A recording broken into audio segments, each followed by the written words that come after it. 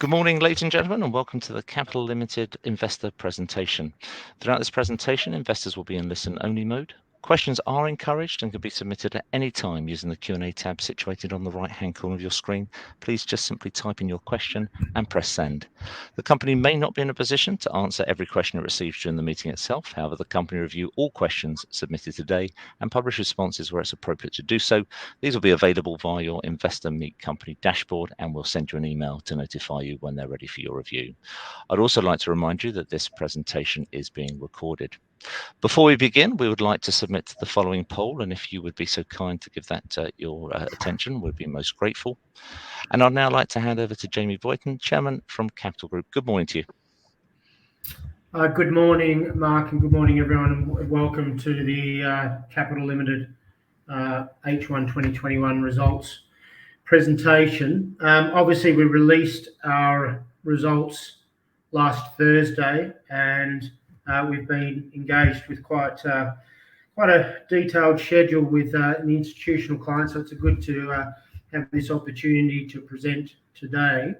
What I'm going to do is I'm going to go through the deck pretty quickly, obviously because we have already presented the results on Thursday, as I mentioned, and I'm optimistic that most have had a chance to review it by this stage. So I'll go through the deck quite quickly, and then we'll open it up to Q&A. I'm going to actually turn my screen off so I can actually read the deck. So without further ado, right, I'll start just with a brief introduction to Capital. Obviously, we are a full-service mining, drilling, maintenance, and analytical geochemical analysis solutions to customers in the mineral industry. We focus on the African markets, just very broadly. About 95% of our revenue comes out of Africa, with some revenue out of Saudi Arabia and Canada.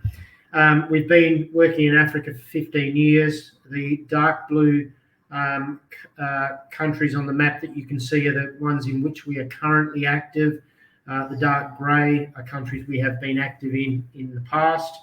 We have a fleet of 106 rigs, which would make us the largest independent drilling contractor on the African continent. And obviously, we've made a recent move strategically into earth-moving activities, and we have 35 pieces of heavy mining equipment. Employ 1,900 people as at June 30, and have a very high-quality blue-chip roster of customers. As I said, we released the results last Thursday, and they were exceptionally strong, the strongest results in the company's history. We came to market in London in 2010.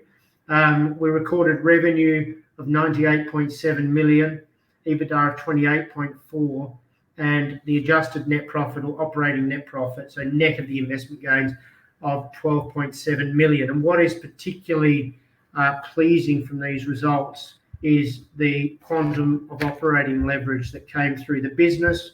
So whilst revenue was up 52%, EBITDA was up 84%, and the operating net profit was up 240%. So fantastic operating leverage over the half. We had another very solid performance from our equity investment gains, 5.7 million recorded for the period. Strong returns continued. We generated a return on capital employed of 18%.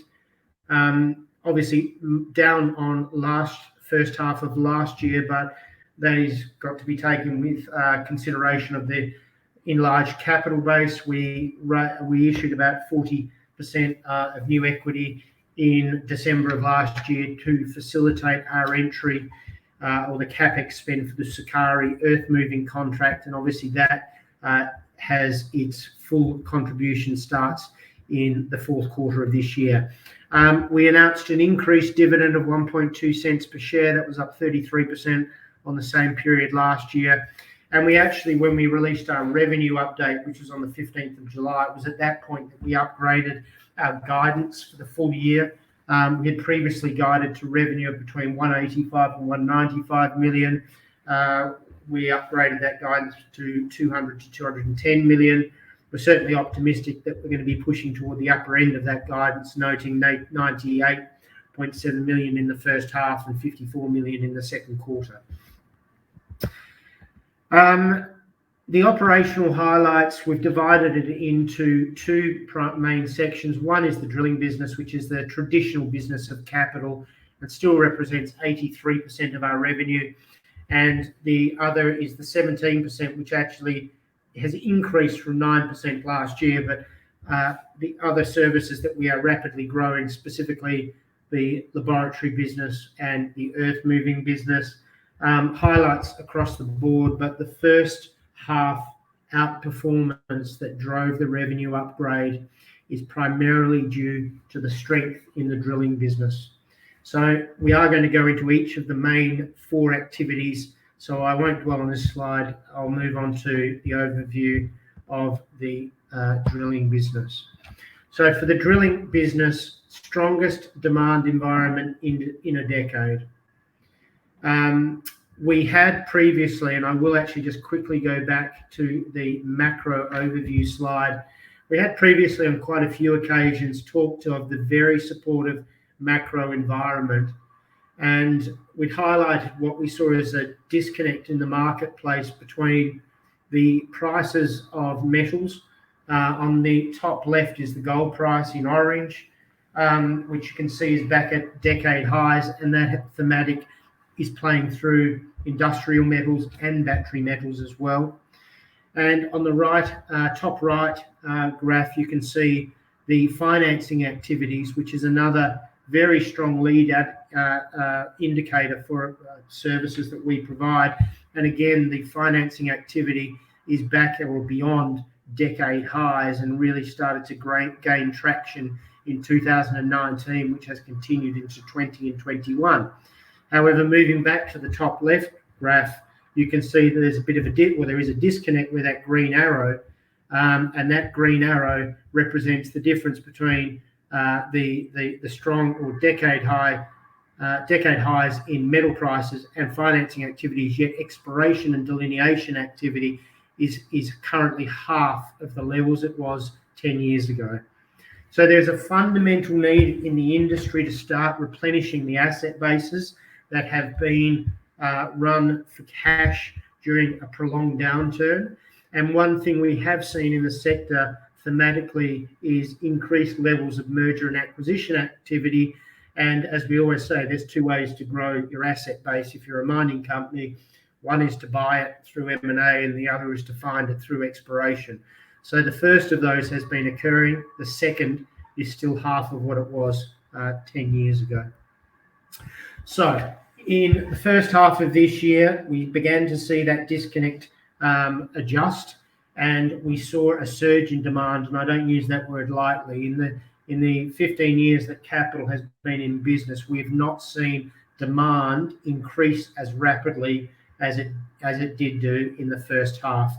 Our average fleet size for the first half was actually consistent with the average fleet size in the first half of last year, specifically 99 rigs.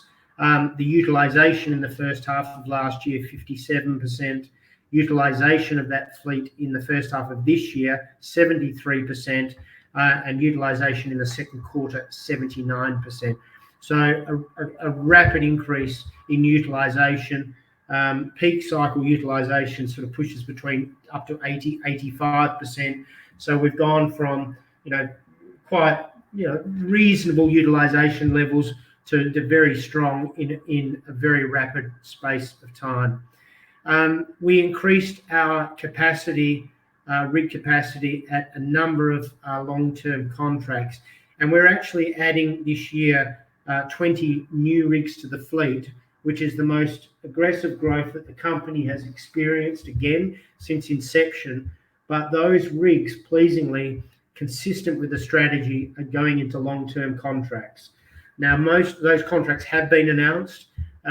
We now have had 9 of those rigs going into the Sukari contract, which I'll get into in a little more detail. We've had 4 of those rigs going into Gator, 2 of those rigs going into Bulyanhulu, and 2 of those rigs going into Resolute. All those contracts are anywhere between 2 and 4 year terms. So it's very strong rig growth, but that's going to get reflected in the second half because most of the rigs that arrived. We finished the period, as you can see, with 106 rigs. They arrived late in the quarter, in the second quarter. So we start July with 106 rigs, and we'll start 2021 at this stage, or it's 2022, pardon me, with around 114 rigs. Multiple new contract wins in the first half. I won't go into them all, but some nice long-term contracts. And with respect to the drilling cycle stages, again, things are moving in the right direction. Utilisation is increasing, productivity is increasing, and pricing is starting to improve. The second pillar of our business is the earth-moving business. We started this in 2019, and then in December of last year, we announced that we had won a very significant contract at the Sukari gold mine. We announced that contract in December. We raised capital for that contract in December.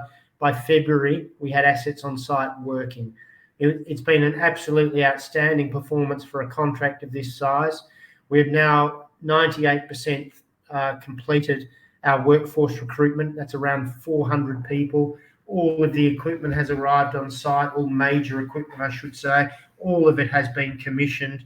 Operations are progressing well, ahead of the contract schedules, in line with our expectations, but ahead of the contract schedules. All has been achieved safely. So it is a landmark contract for Capital's mining business, a landmark contract in the earth-moving business in Africa, very large scale, and has performed very well thus far. I should note that the contribution is heavily weighted this year to the second half, and we do hit full run rate at that contract in the fourth quarter of this year before having a full year contribution in 2022. The third operating business for Capital is our labs business, MSALABS. This is a smaller business that is rapidly gaining traction in the market, experienced 97% revenue growth half on half, and we're expecting a similar growth rate on H2 on H1. Again, winning some significant contracts. In fact, under select key contracts, you can see that there are 3 of the 4 highlighted in the top row are all going through various stages of commissioning and contract finalisation as I speak. So all of those contracts will be contributing from 2022 onwards, providing, again, a very strong base for this business going forward. We have also secured the offtake of a number of operating units for Chrysos, which is it's a new technology that is looking at displacing traditional fire assay, rapid turnaround time technology, and we have secured the first unit for Chrysos outside of Australia, where it was developed, and that is the Barrick contract in Bulyanhulu, which is quite literally being commissioned as I speak. So this business turned EBITDA positive last year, profitable this year, and is starting to show some very rapid growth. The final pillar of the business is our direct investments. For this, we do a number of different strategies here, all of which go through a rigorous process with a full investment committee. We, in some instances, will accept equity for services. In some instances, we've actually sourced opportunities, developed them, and then vended them in to listed companies in exchange for equity. In some instances, we have provided financing to enable our clients to purchase assets. It's a partnership model. It has been very successful. The financial results have been very strong, which I'll go into shortly. And we also look to achieve this in conjunction with contracts for service. And in the first half, we generated $20 million worth of contract revenue from these partnerships. This slide 12, just gives an overview of our long-term contracts. Now, if I'd shown this to you a few years ago, there would have been 4 or 5 on here. So we're continuing to grow our portfolio of long-term contracts. And it's just important to show the contract services, first of all, that we continue to add services as we expand the range of services. And again, that's just consistent with our model. Mine site revenue, which in the first half was about 88% of the group revenue. Begin the relationship with the service, expand the services, leverage the infrastructure that we have on the mine sites, and that feeds through to the operating leverage. Contract duration, which is quite unique across the drilling sector in particular. We have contract durations anywhere between 2 and 5 years. And as you can see on the bottom line, continuous service, there are some, such as Sukari, where we've been operating for 16 years, Gator Gold Mine, Anglo Gold operating for 15 years. Continuity of service is absolutely critical to Capital's business model. Moving into the actual results section, I won't spend too much time on the overview because we have covered this. Obviously, the strong revenue growth, the feeding through in the operating leverage, the increased dividend, as I touched on earlier. Margins have continued to improve since finding a bottom back in 2016. The chart on the bottom left is worthy of note just to show Capital's operating margins over the last decade. The blue bars are the drilling companies. The grey bars are the earth-moving companies. We've consistently outperformed our peers. And again, it's just reflective of our business model, multiple services, mine site services, leveraging the infrastructure, and therein lies the operating leverage. Cash flows, we're going through a elevated period of capital spend and working capital outflow. I might just start on the CapEx slide. The top left bar chart, the light blue, is what you would, is the traditional drilling business. We IPO'd in 2010. We didn't have to come back to market for the next decade. The business is self-funding and cash generative. In 2020, we announced the Sukari contract, significant capital spend of 65 million plus working capital associated with the 10 million of inventory. So we're now looking at 2020 and 21 really across in aggregate because the capital spend is across those 2 years. And we're looking at about 120 across those 2 years, of which Sukari is about 65, with the lab business and the drilling business bringing the total number to 120 million. I'm pleased to report that we're at the tail end now of all the capital spend on the Sukari contract. There's a little bit left that's being booked in the current quarter, and we're at the tail end of the inventory build at Sukari, which means we now head back to a more steady state business. As that contract ramps up, it will start to contribute to positive cash flow, and obviously the drilling business will revert to script, where it has been a positive cash flow contribution business for the better part of a decade. We took on, post the equity raising, we took on debt facilities with OEM and Macquarie. The majority of the debt is amortizing debt, and it will amortize over the duration of the contract. So we're about to move into now having increased our gearing ratio with net debt position at June 30 of 32.8 million, gearing ratio 20%. As we move into this second half, we begin the de-gearing as those contracts start to contribute to the group cash flow. The investments that I touched on earlier, cash flow chart, bottom left, shows the outflows, which 2019 was a particularly active period for investment, where we saw a disconnect in the market, firming metal prices, lack of funding through capital markets. As you can see, for 20 and 21, we're broadly neutral since then, but the investment portfolio itself has delivered some outstanding returns, and as at June 30 is on the books at $31 million. Dividend paying since 2014, dividend timetable in the bottom right, payment date on the 1st of October.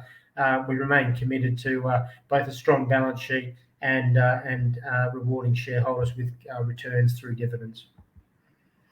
So look, in summary, revenue guidance obviously increased, and we, after following on from last year's 20% revenue growth, we're looking at roughly 50% revenue growth this year based on guidance. We really are in a market at the moment where the tailwinds are highly supportive. Metal prices, capital markets activities, client profitability, budgets increasing. So we're seeing demand accelerating across all of our business units. And as we said earlier, drilling demand back at really at previous peak cycle levels. However, early in the cycle, I would say, because this has happened with a rush over the last 6-month period. Elevated capital spend for 2020 and 21, but as I alluded to earlier, we're nearing the tail end of that, particularly for Sukari. And despite that spend, we still maintain a very strong balance sheet. We'll have improving cash flows in the second half, and that will give us the flexibility to pursue growth opportunities moving forward, or alternatively look at other means for rewarding shareholders through dividends. On that, I will open it up to Q&A. Jamie, that's brilliant. Thank you very much indeed for updating investors this morning. Ladies and gentlemen, please do continue to submit your questions using the Q&A tab situated on the right-hand corner of your screen. But just while the company take a few moments to review those investor questions submitted already, I'd like to remind you that a recording of this presentation, along with a copy of the slides and the published Q&A, can be accessed via your Investor Meet Company dashboard. I'd also like to remind you that your feedback is important to the company, and immediately after the presentation has ended, you'll be redirected for the opportunity to provide feedback in order that the company can better understand your views and expectations. Jamie, Giles, obviously investors had the ability to pre-submit questions, so perhaps we could start off the Q&A session with those that we received ahead of today's event. The first one reads as follows. MSALABS is described as a high margin, low capex business. Given the profit number of 81,000, as I understand it, MSALABS is made up a profit of circa 324,000 on 6.5 million of revenue. Is this apparent operating margin of circa 5% due to significant one-off startup costs, such that we can expect much improved margins going forward?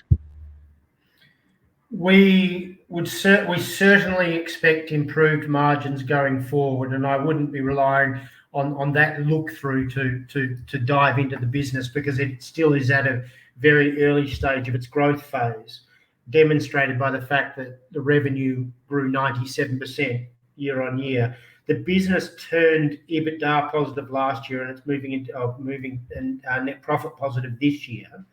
Where we make reference to the margins, this is basically off the analysis that we have done through the industry. And these businesses, capital, traditionally, we've been operating at sort of 25% EBITDA margins. The lab businesses tend to operate at 30% EBITDA, in some cases 20 to 25% EBIT. So that's where that margin comment comes from.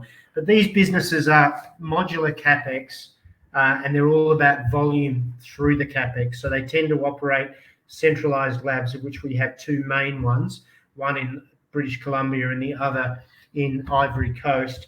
And they tend to operate on 8-hour shifts that then go to 16, that then go to 24. And as that volume feeds through, that feeds through to the margins. So the business is trending in the right direction. The margins are improving, and the growth and the top line is improving. And as I alluded, or as I mentioned earlier, the contract wins with the likes of Barrick and Firefinch and Thor, all of which are being commissioned in the current half, put the business in a very good footing for 2022 and beyond.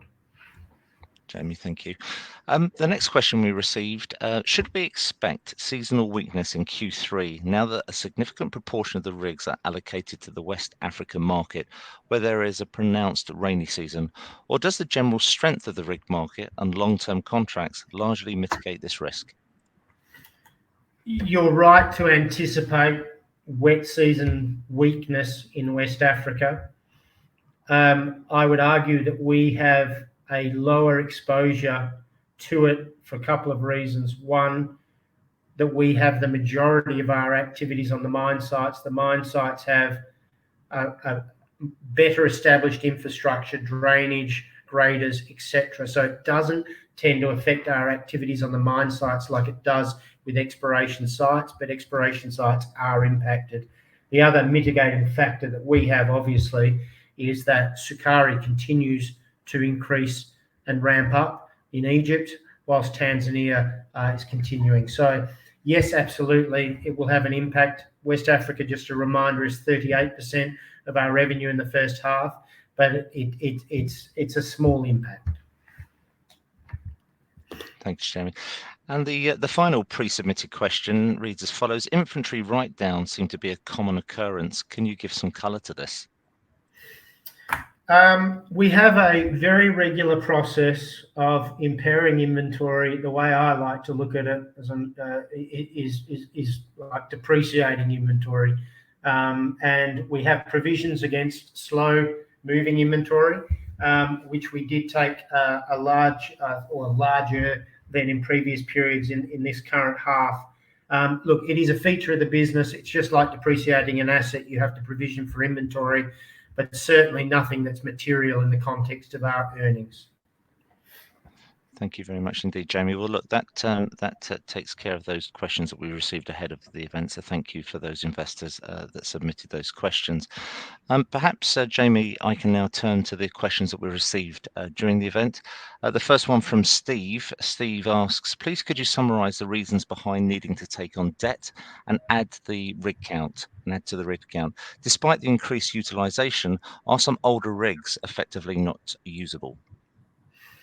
Well, the debt that we have taken on, it's not just for the rig count. It's also actually for 17 of those trucks that you can see on the slide there and 3 excavators. So the Sukari capital spend was $65 million in total. So it's a function of not only rigs but also the mining capex, and that's the nature of the mining side. It is certainly a larger capital outlay, and that's the reason for taking on the debt. So just a reminder, we went to market in December to raise equity to fund our expansion into this new revenue stream. We went to market looking to raise 30 million. We ended up getting subscriptions for 40.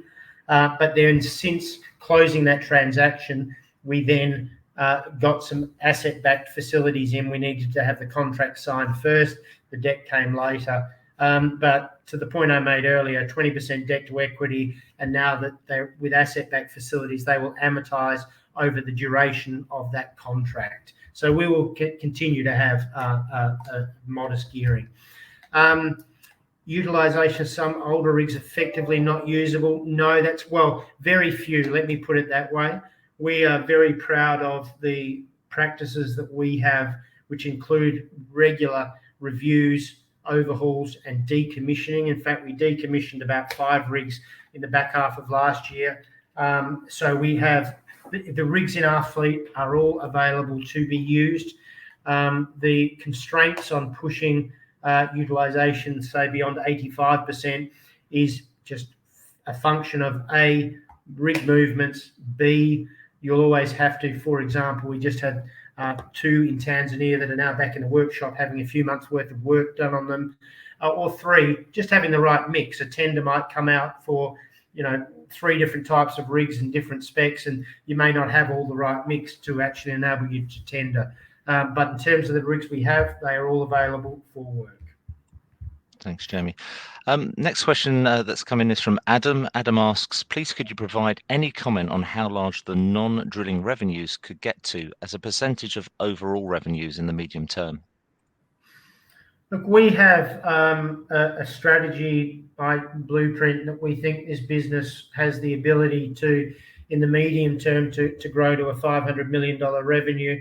And the bulk of that growth, whilst the drilling business continues to be significant, the incremental will come from the mining business in particular and the laboratory business. So we certainly can see a scenario where we have a non-drilling making up about 50% of our total revenue.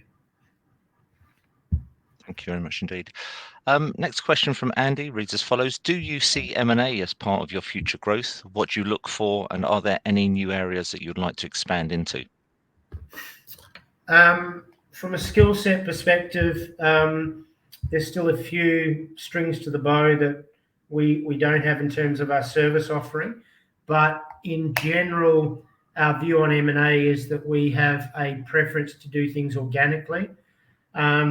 We have, I think, a high quality reputation for our people and our assets. And frankly, you can buy assets and within our network, we can hire people. So, it really is about contract selection and executing on the contracts. And we've always found that we prefer to do that organically than through an M&A process. We have the other notable point, of course, is that with a pure financial hat on, you may get there quicker through M&A, but you'll pay a hell of a lot more than if you grow organically, because we have a very high regard for the service that we're providing. We think we can do it organically, and we've proven that we can. That's great, thank you. Next question from Adam reads as follows: do you have a range where you're planning to keep leverage in the mid-term, post-reduction after the Sukari investment?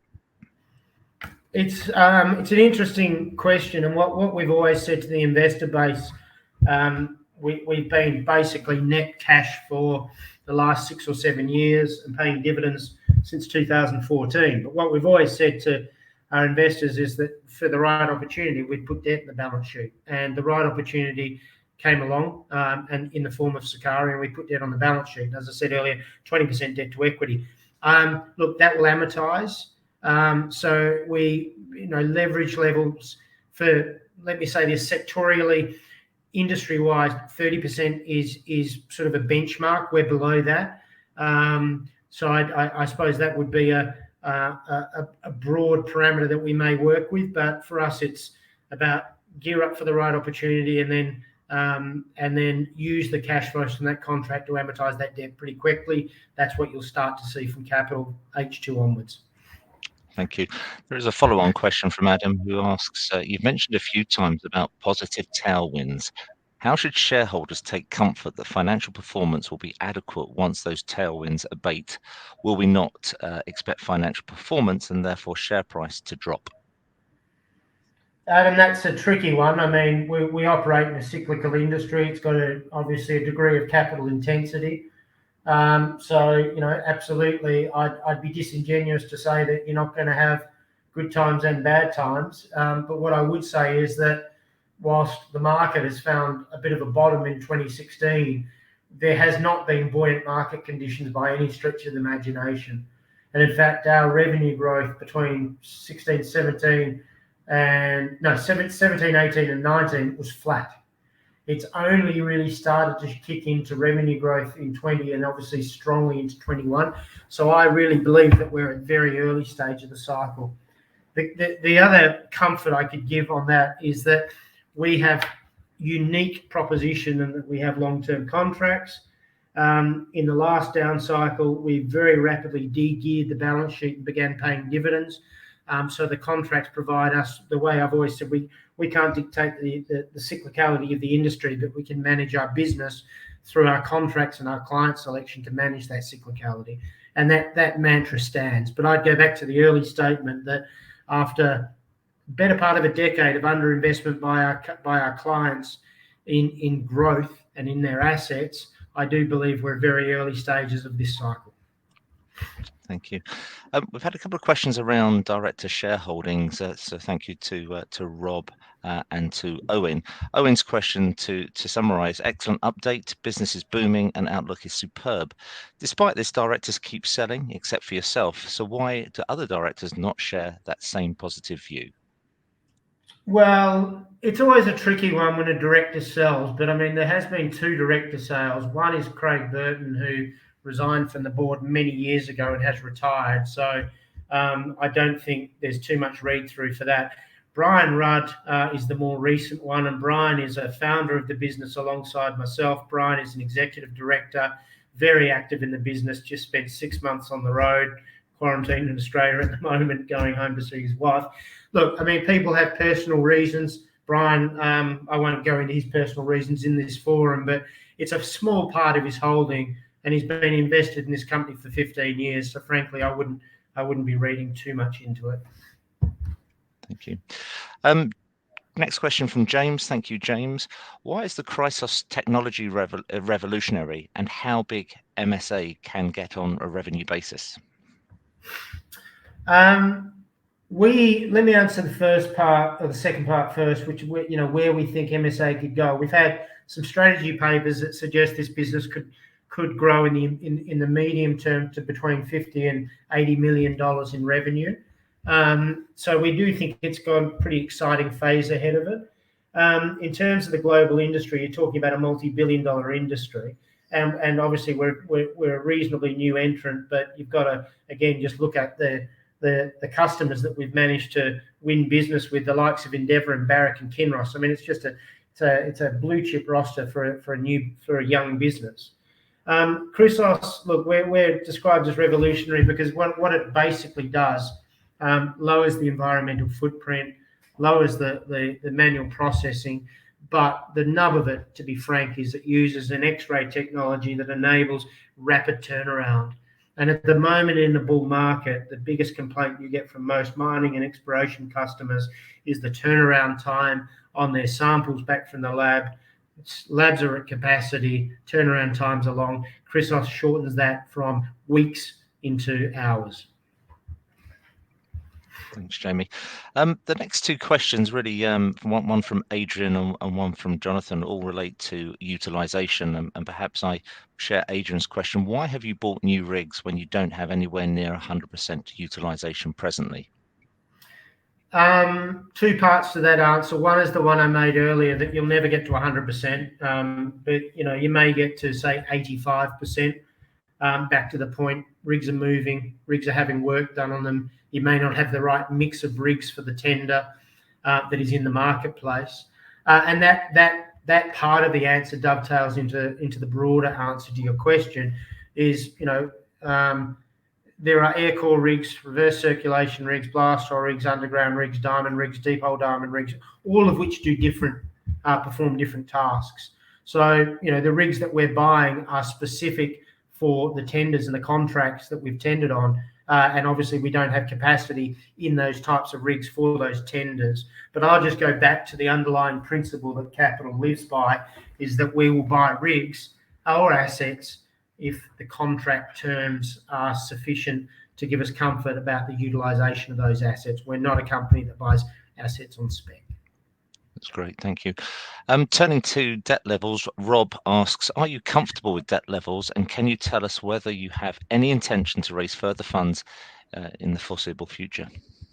Very comfortable with debt levels, comfortable with the amortization profile, no intention to raise further funds.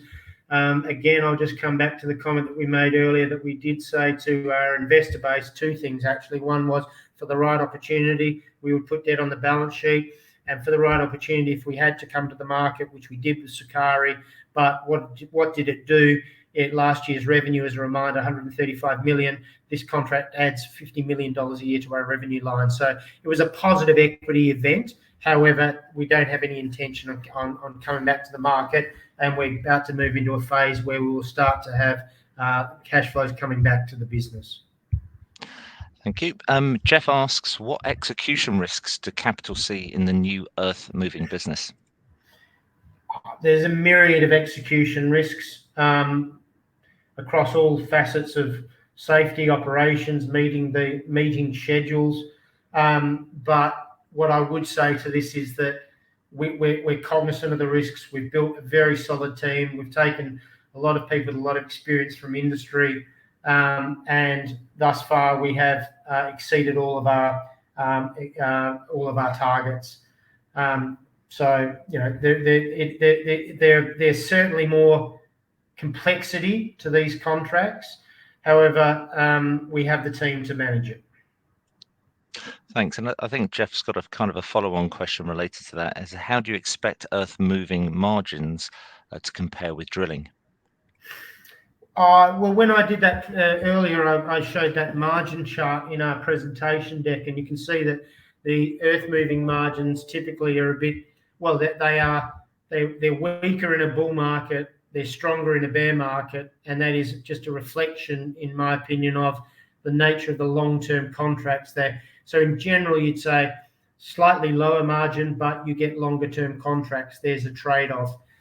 We're expecting margins broadly consistent with our existing business, and part of the reason for that is, of course, yet again, that we're leveraging the infrastructure that we already have in place. Thanks, Jamie. I've got a couple of questions from Rob, and Rob, I think we have touched on your question regarding director shareholding, so I don't think we'll dwell on that. But Rob does ask, how excited are you with the new business in Canada, and what are your expectations, stroke hopes? Well, the business in Canada is the laboratory business, so I think I've covered that with respect to where we think MSALABS could grow to.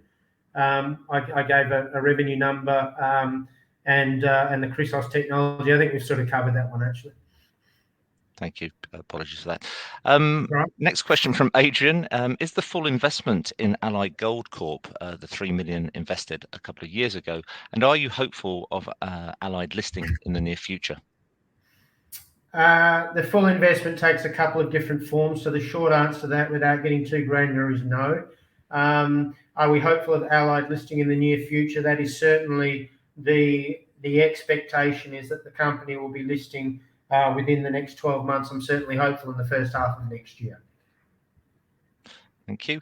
From another Adrian, not the same Adrian as before, as an engineering business, is an investment business outside your area of competence? Well, I'm from the financial markets. My investment committee consists of a few people from financial markets, some technical people, including the ex-head of global exploration at Barrick Gold. We use technical consultants. So no, I think we have skill sets within our business to be very well placed to judge these investment opportunities, both technical and financial. And I think the track record speaks for itself. We've been extremely successful in the last couple of years, even at benchmarks against peers. We've been extremely successful. Thank you. And Bhaskar asks, why does Capital not provide more drilling services into non-gold metal sectors? Short answer is we'd like to. We are geographically biased toward gold, but we are looking at opportunities. So historically, we have had a lot of exposure to metals such as nickel and copper. We're currently looking at opportunities across lithium, rare earths, copper. We do have copper exposure in Saudi Arabia. So look, we're commodity agnostic. We just happen to operate in geographies that are rather dominated by gold, but certainly we would like to see a broader commodity exposure, particularly battery metals, where structural change is underway. Jamie, thank you very much indeed, and thank you for being so generous with your time. You've addressed every question that has been submitted by investors. So thank you to all of those investors that have taken time to submit those questions, both ahead of the event and during the meeting itself. Jamie, I know investor feedback is important, and I will shortly redirect investors to provide you with their thoughts and expectations. But before doing so, perhaps I could just ask you for a few closing comments, and then I will redirect investors.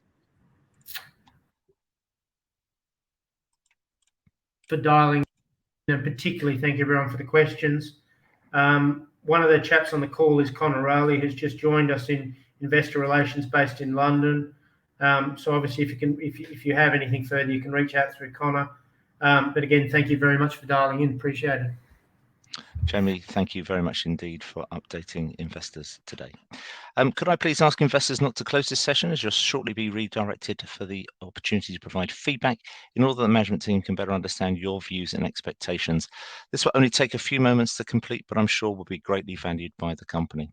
On behalf of the management team of Capital Limited, we'd like to thank you very much for attending today's presentation. That now concludes today's session, and good morning to you all.